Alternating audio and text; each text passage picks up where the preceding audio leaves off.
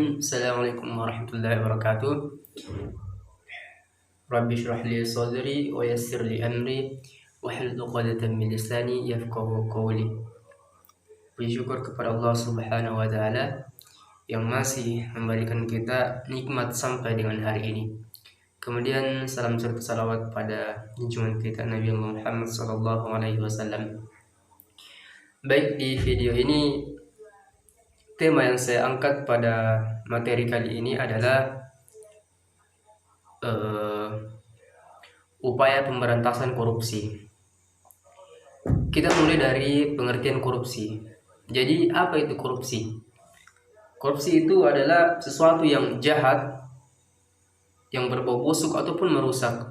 Secara harfiah, korupsi itu adalah sebuah penyelewengan ataupun penyalahgunaan uang negara, baik itu uang negara ataupun uang perusahaan. Itu gunanya untuk kepentingan diri sendiri ataupun orang lain. Kemudian kalau kita lihat dari faktor terjadinya korupsi, sebenarnya ada banyak, tapi beberapa di antaranya itu seperti kurangnya pendidikan agama dan moral, dan juga seperti keserakahan etos kerja yang rendah, dan kurangnya maksud saya tidak adanya sanksi yang tegas dan berat oleh pemerintah.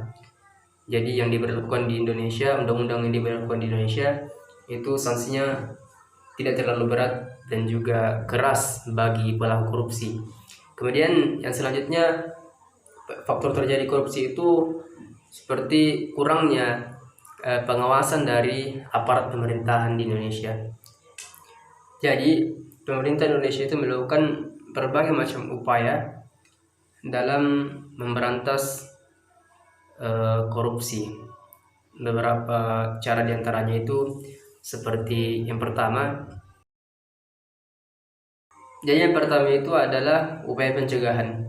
Salah satu upaya yang dilakukan oleh pemerintah itu dalam pemberantasan korupsi adalah upaya pencegahan. Nah, upaya pencegahan ini dilakukan oleh pemerintah agar sekiranya masyarakat itu memiliki sebuah benteng diri yang kuat agar terhindar dari perbuatan yang mencerminkan tindakan korupsi yang terjadi dalam kehidupan sehari-hari. Upaya pencegahan ini dilakukan oleh pemerintah sesuai dengan nilai-nilai Pancasila agar tindakan pencegahannya itu tidak bertentangan dengan nilai-nilai Pancasila itu sendiri. Adapun tindakan pencegahan yang dilakukan oleh pemerintah dalam melakukan upaya pemberantasan korupsi itu seperti penanaman semangat nasional dan juga melakukan penerimaan pegawai secara jujur dan terbuka.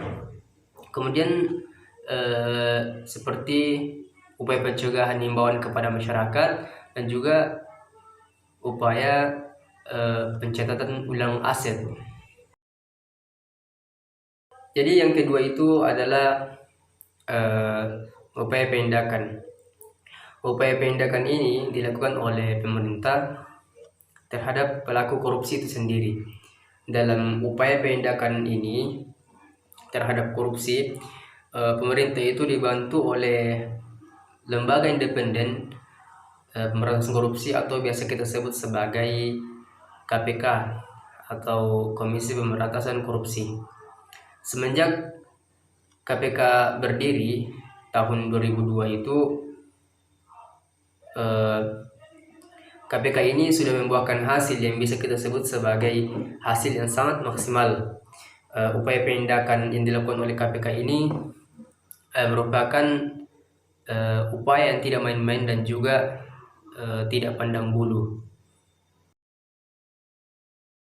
Jadi upaya yang terakhir itu adalah upaya edukasi. Salah satu upaya yang dilakukan oleh pemerintah dalam pemberantasan korupsi itu adalah upaya edukasi. Upaya edukasi ini dilakukan melalui proses pendidikan. Jadi proses pendidikan Indonesia itu terbagi menjadi 3. Ada yang disebut dengan pendidikan formal, informal, ataupun non formal. Jadi melalui proses pendidikan ini kita itu mengajarkan kepada masyarakat sejak dini, mengajarkan kepada mereka bahwa betapa betul bahaya dari korupsi ini yang terjadi di negara-negara, terkhususnya di negara Indonesia.